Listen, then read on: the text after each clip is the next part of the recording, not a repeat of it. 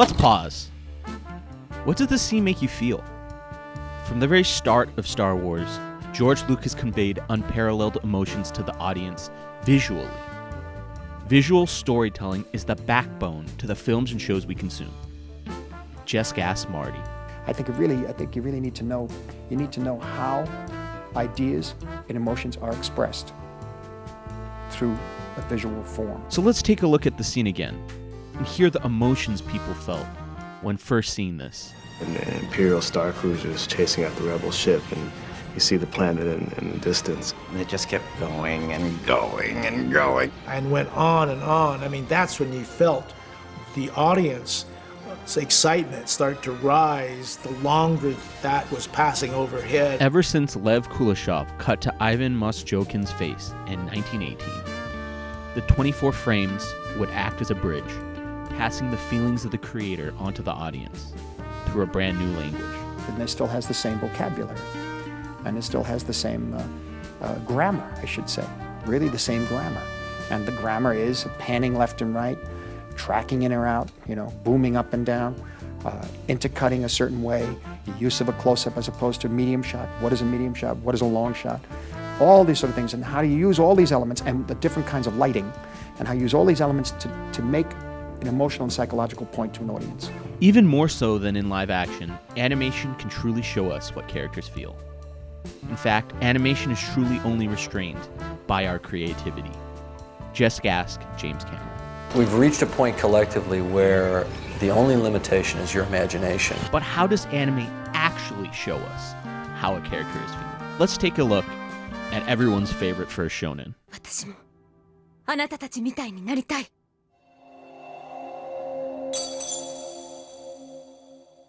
Alright, maybe that one's a little too easy. Cutting a character's hair to signify growth is pretty cliche. So let's see what the other tools that Studio Pierrot has in its toolbox.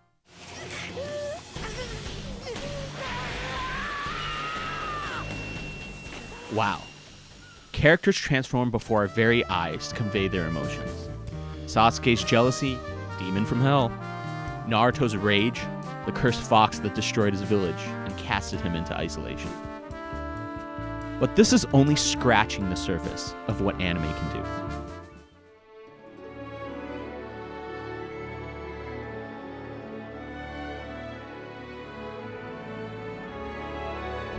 This sort of visual storytelling, this language, is present all throughout anime as a medium. In fact, there is a particular genre that utilizes this visual transformation to an even higher degree than what we just saw.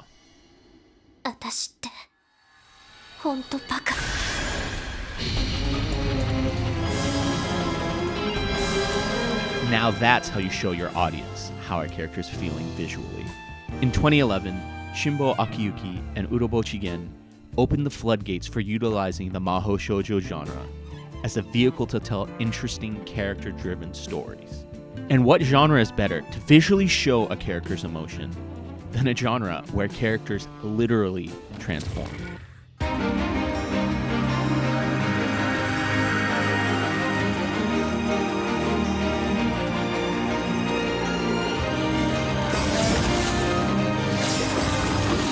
Cut to a few years later, and we have Blue Reflection Ray.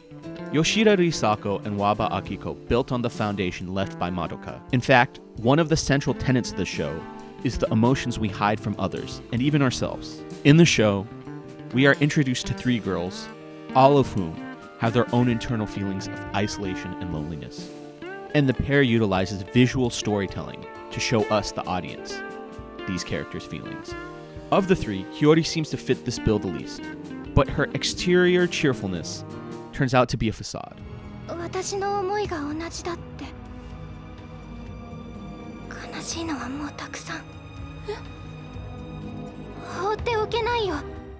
And in this tense moment, Hiyori chooses to cast aside those feelings and to truly transform.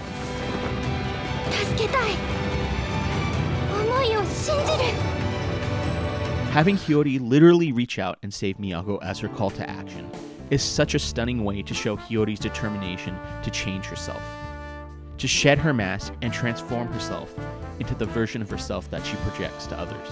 In a show all about the emotions that we hide from others, It is an outstanding choice to visually show how Hiyori transforms emotionally before she can transform physically. Before we get to Ruka, let's turn back the clock to a galaxy far, far away.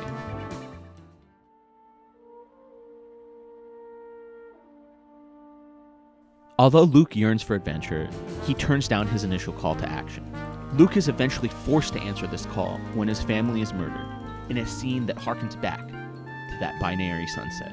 Even though these scenes conveyed completely different emotions, Luke must confront his own feelings before he answers his call. I want to come with you to Alderaan. There's nothing for me here now. I want to learn the ways of the Force and become a Jedi like my father. Much like Ruka, who is also forced to confront her own emotions before she answers her call. In many of the scenes leading up to Ruka's transformation, we see visual hints about her own loneliness and isolation, and her own desire to break out of her shell. Just like Hiyori, Ruka yearns to connect with others, but her past is constantly shown to be pulling her back. Finally, Ruka is forced to confront these emotions to save both Hiyori and Miyako. Only then is she able to complete her transformation into that of the Maho Shoujo. In the end, there's no doubt that Blue Reflection Ray is a deeply flawed show. However, the important visual moments help to connect the characters with the audience. And in a show that is all about the struggle to connect with others, maybe that just might be enough.